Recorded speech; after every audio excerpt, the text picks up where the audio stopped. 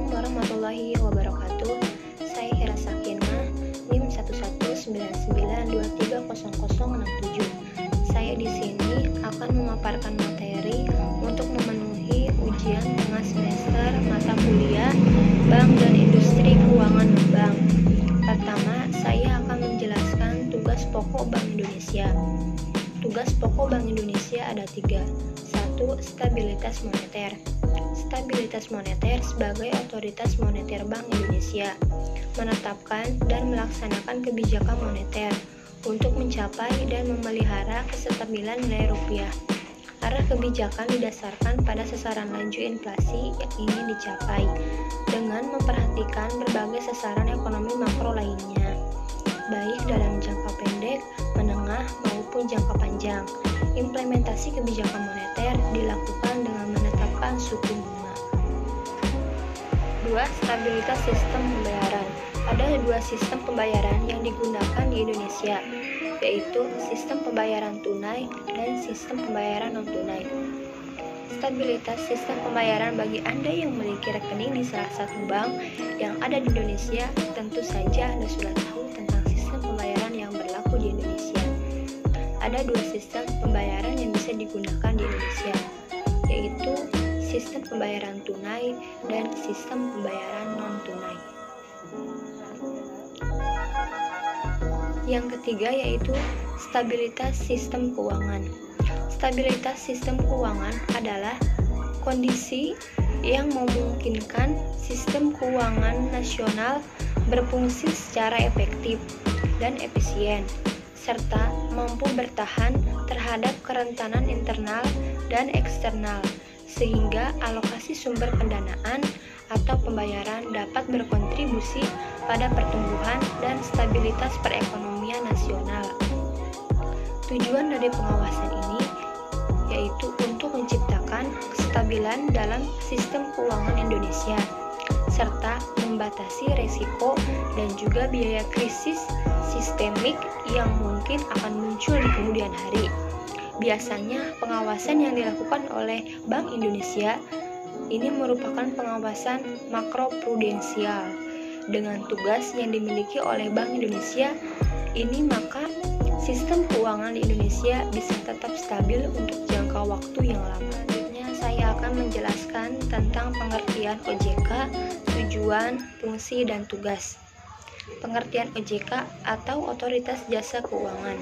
OJK adalah sebuah lembaga negara yang memiliki fungsi dan tugas dalam penyelenggaraan sistem pengaturan dan pengawasan terhadap industri jasa keuangan secara terintegrasi. Tujuannya: 1. Terselenggara secara teratur, adil, transparan, dan akuntabel. 2. Mampu mewujudkan sistem keuangan yang tumbuh secara berkelanjutan dan stabil. Yang ketiga, mampu melindungi kepentingan konsumen dan masyarakat. Fungsi OJK: menyelenggarakan sistem pengaturan dan pengawasan terhadap industri jasa keuangan di Indonesia. Mempunyai tugas melakukan pengaturan dan pengawasan terhadap kegiatan jasa keuangan di sektor perbankan, sektor pasar modal, dan sektor IKNB. 1. Mengatur dan mengawasi kegiatan jasa keuangan baik di sektor perbankan maupun non-perbankan. 2. Mengatur dan mengawasi kegiatan jasa keuangan di sektor pasar modal. 3. Mengatur dan mengawasi aktivitas jasa keuangan di sektor asuransi, dana pensiun, lembaga pembiayaan, dan lembaga keuangan lainnya. Selanjutnya saya akan menjelaskan pasar modal syariah, perbedaan saham, sukuk, dan reksadana syariah, dan bagaimana mekanisme transaksinya di pasar modal syariah.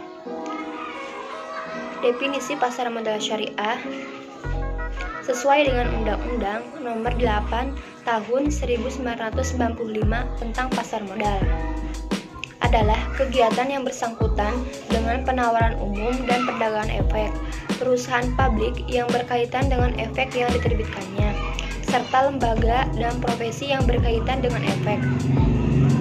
Berdasarkan definisi tersebut, terminologi pasar modal syariah dapat diartikan sebagai kegiatan dalam pasar modal sebagaimana yang diatur dalam UPM yang tidak bertentangan dengan prinsip syariah. Selanjutnya, saham syariah. Saham syariah merupakan surat berharga bukti penyertaan modal atas suatu perusahaan dengan sistem bagi hasil. Karena itu tidak bertentangan dengan syariat Islam. Saham tersebut juga harus dikeluarkan oleh perusahaan yang bergerak di bidang usaha yang halal.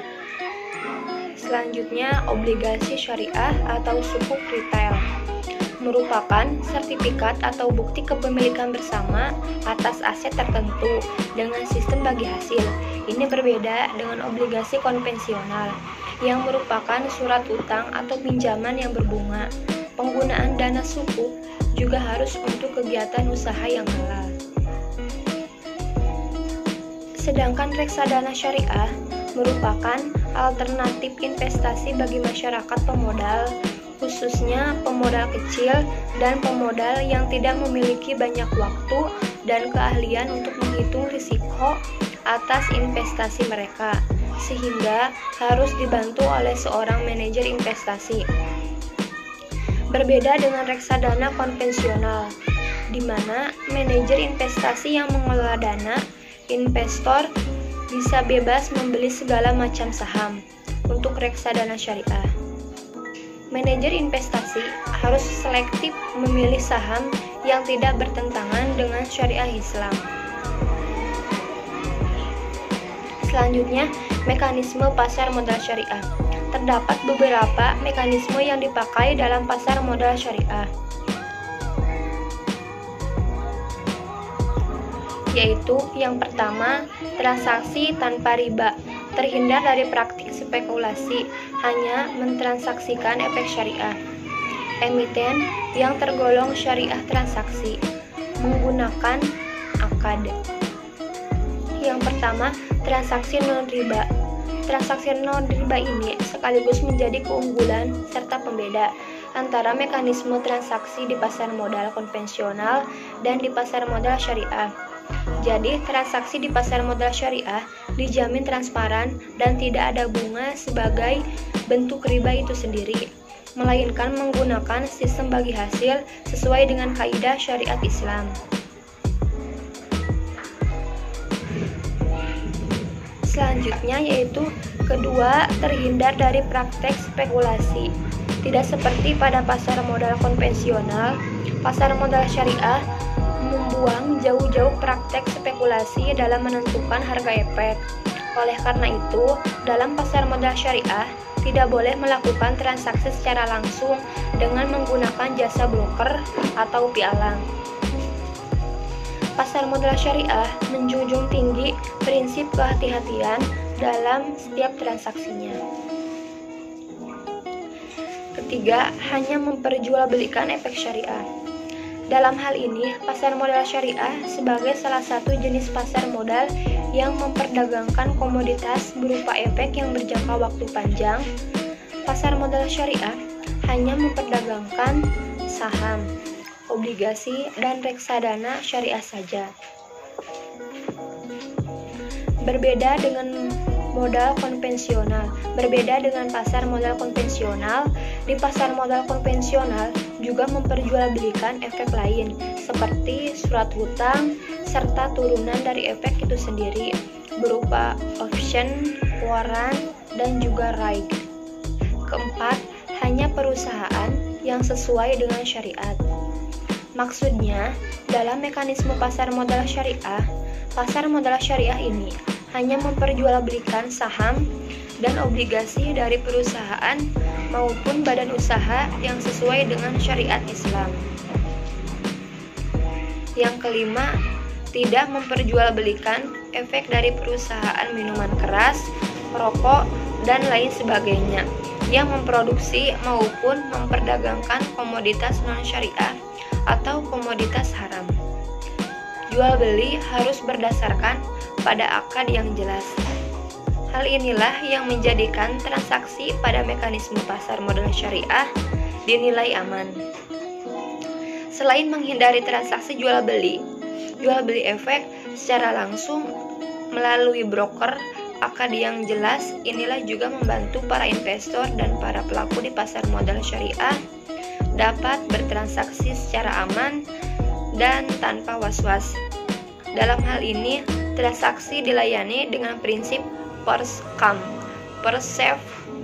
Selanjutnya yaitu, bolehkah asuransi dibawa di tengah jalan? Boleh. Asuransi syariah adalah sebuah sistem di mana para peserta saling menanggung risiko atau sharing of risk dengan menghibahkan sebagian atau seluruh kontribusi melalui dana tabaruk yang akan digunakan untuk membayar klaim atau jika terjadi musibah yang dialami oleh sebagian peserta.